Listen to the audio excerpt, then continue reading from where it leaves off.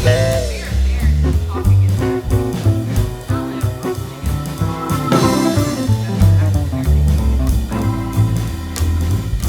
So, if you stuck with me, welcome to part two. So in the last video, we discussed how Notyourmule came from African Americans feeling like we were tasked to carry the brunt of other minority struggles. And that's not to say that we will not do that. But as somebody rightly pointed out, someone said, okay, where's a hashtag for the lack of Asian American actors and actresses in Hollywood?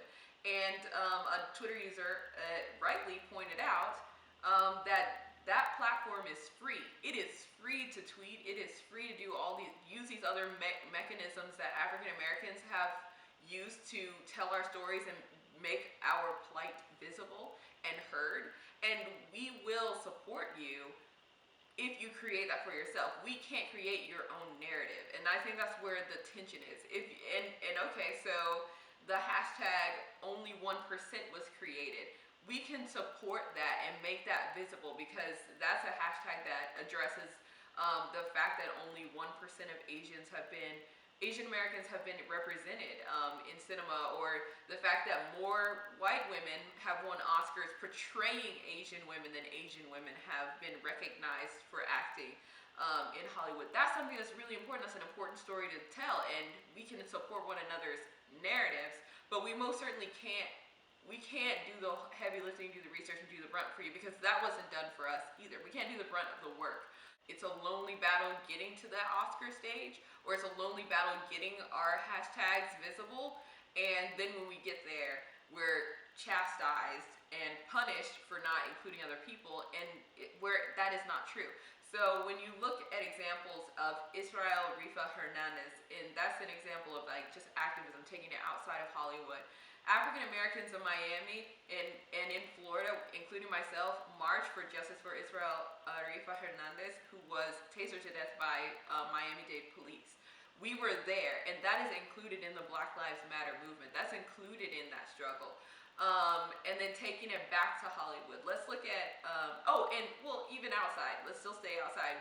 When Donald Trump was calling Mexicans rapists, when Donald Trump was saying we need to ban Muslims from the country, we were there. We are there to talk against that. It's not like we're only going to do things that are the best for the African American community. I believe that we have been some of the most supportive people of other minorities having their voices heard. We can celebrate you and not ask, what about us? Like, if you're just having a Spanish-speaking story, I think it should represent the people who are actually in Spanish-speaking countries. That includes Asian people who speak Asian Spanish speakers and Afro-Latino Spanish speakers as well. That's something that we're asking. That's our only criticism. You don't have to include African Americans, but you have to include your own people in those narratives. And I feel like I'm going a little hard right now, but I want to talk about solutions. So when you look at Hollywood right now, when you look at some of the more prominent shows that are produced and written by African Americans, you think about two major successes come up, and Shonda Rhimes and Lee Daniels come up. So you have Shonda Rhimes' entire Thursday lineup, and you have Empire. If you look at Shonda Rhimes' scandal, Guillermo Diaz is on that show. When you look at How to Get Away with Murder, Carla Sousa is on that show as well. These are not, typecast Latino characters. These are people who are fully realized, have flaws, and they're not just there as accessories either. Let's take it to Empire. You have Rafael de la Fuente, who I actually know and was my salsa partner in college one time or two.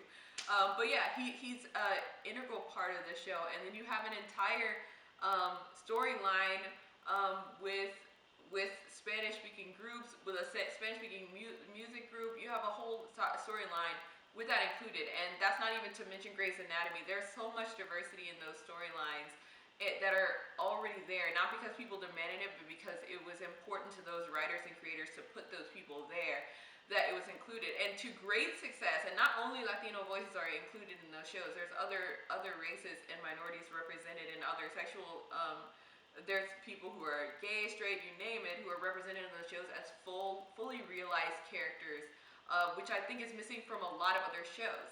And great success when, I'm sure projects like that have failed, but to great and grand success, we have shows produced by African Americans that are inclusive of other minorities that are very very successful. So that shows you the power of having those difficult conversations, of realizing our differences, and then putting ourselves together for wide success. And the very last example I'll use is like the biggest musical, I think that of our lifetime. I know I'm speaking in platitudes, but if you look at Hamilton, you have Lin Miranda, who, like, I seriously love, much to the chagrin of Spanish speaking morning shows. My Twitter name is Al Amanecer, after his In the Heights song and In the Heights show. But I love this man. And he has more diversity in the first 5 minutes of Hamilton than many networks have in their entire lineup. That includes some Spanish speaking networks, and that includes a lot of news networks. That includes a lot of dramatic networks who have content that they put out there, and they have no diversity. And you see him including African Americans, Asian Americans. They just added a Filipino actress to the cast, to their cast in New York. To great success, we have included one another, and I think this is a conversation that needs to be had, and I'm glad it started, and I hope you continue it in the comments. I hope it's as nuanced and balanced as possible. But when we come together and actually work together as minorities to include one another and understand each other's individual struggles, we can be so successful. So when you look at Hamilton, when you look at Scandal, when you look at Empire, you see the great success in the arts. That's only limiting it to the arts.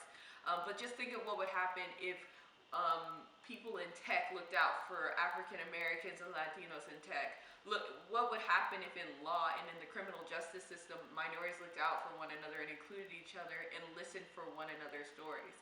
What happens in the publishing industry if the same thing that's happening on television and on Broadway is a consistent thing that happens? So when we look at that, like, there's a huge solution in us coming together and listening to one another, but it cannot come with the erasure of one group's struggles or the derailing of one group's successes, like derailing our success to include one another. One group's success is not contingent upon the failure of the other. I hope I made that clear. I'm really passionate about this, so if it was a little rambly, I apologize. I'll probably blog about it. I'll link my blog in the bottom. It probably comes across better when I sit down and write it out, but I really hope to add to the conversation and add a little perspective to it. But Not Your Mule is super important discussion to have. It will come up in the future, and we'll be there. All right. Thanks for joining me today, and I will see you next time.